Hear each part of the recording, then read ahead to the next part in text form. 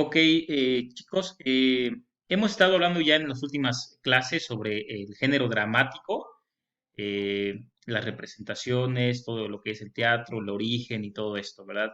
Ahora vamos a entrar ya un poco más al género como tal y a los subgéneros que entran o se consideran dentro de este género, que es el género dramático. Y los subgéneros que lo componen, pues son la tragedia, la comedia y el drama. Ah, Así, en palabras muy simples, muy simplistas, la tragedia pues, es una obra dramática donde hay un final eh, triste o malo, la comedia un final feliz y por último el drama es una combinación de, de ambos. Obviamente no es tan simple como se dice, pero podríamos a partir de ahí, tragedia final triste, comedia final feliz y drama, la combinación. Pero bueno, en esta exposición solamente vamos a hablar de uno de los géneros, que es la tragedia, y vamos a ver todas las características y vamos a ver que no es tan simple como decir, pues el final trágico y el final triste y ya. Ok, vamos a entrar a sus detalles. Antes de avanzar, también quiero señalar, se me escapaba, la tragedia y la comedia son los subgéneros más antiguos que pues tienen su origen en Grecia y el drama surge más reciente, por ahí del siglo XV, XVI, pero las tragedias y la comedia surgieron desde la antigüedad clásica, que pues, tiene que ver con los griegos. Ahora sí, dicho lo anterior, la tragedia, que es de lo que vamos a hablar en este video, en esta exposición, es uno de los subgéneros dramáticos y tiene varios puntos muy importantes para considerar.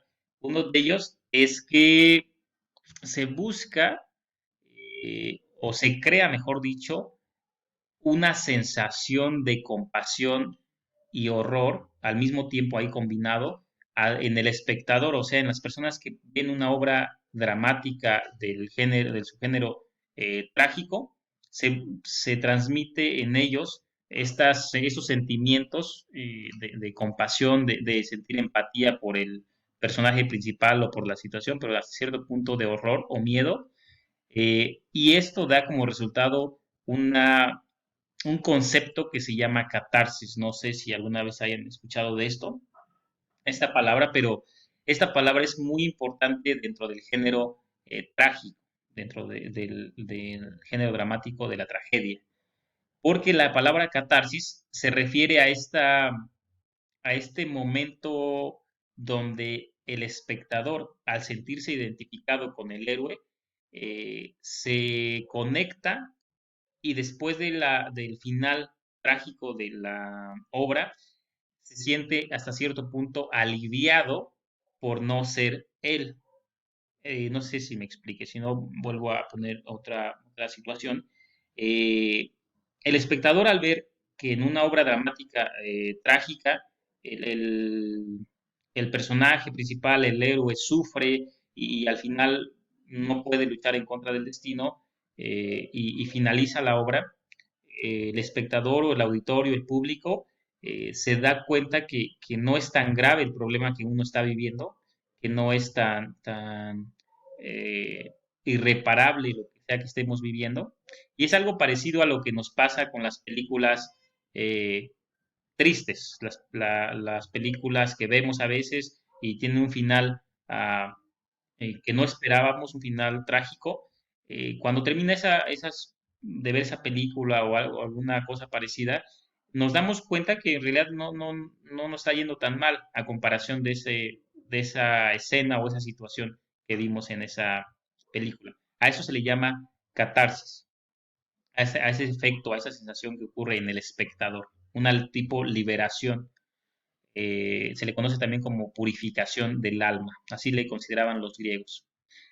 Otra característica o otro punto que tiene la tragedia griega es que el héroe o el protagonista intenta, y digo aquí intenta porque solamente es un intento, luchar contra el destino. Y digo intenta porque es inevitable. Ya veíamos que el destino en la tragedia es algo que es muy importante, ese concepto del destino, pero no se puede evitar.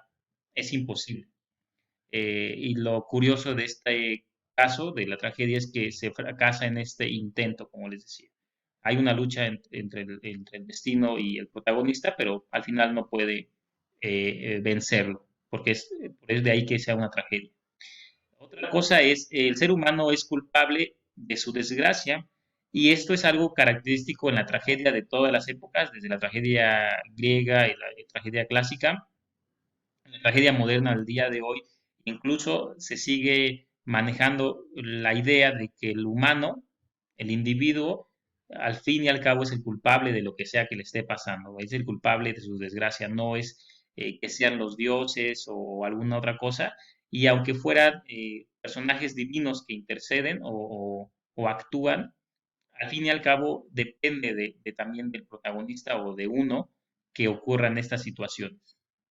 Ok, las características que tiene la tragedia son la compasión y el horror que se genera en el espectador, que es lo que ya decíamos hace rato, esta sensación de identificarnos a veces con el personaje. Otra característica es que trata de temas universales, no son temas sencillos, temas que solamente pertenecían a una época o a una cultura, sino son temas que abarcan a todos. Por ejemplo, la ley moral sobre qué es lo correcto, qué es lo incorrecto, sobre la pasión, sobre los deseos del ser humano, sobre lo que uno quiere, lo que uno anhela.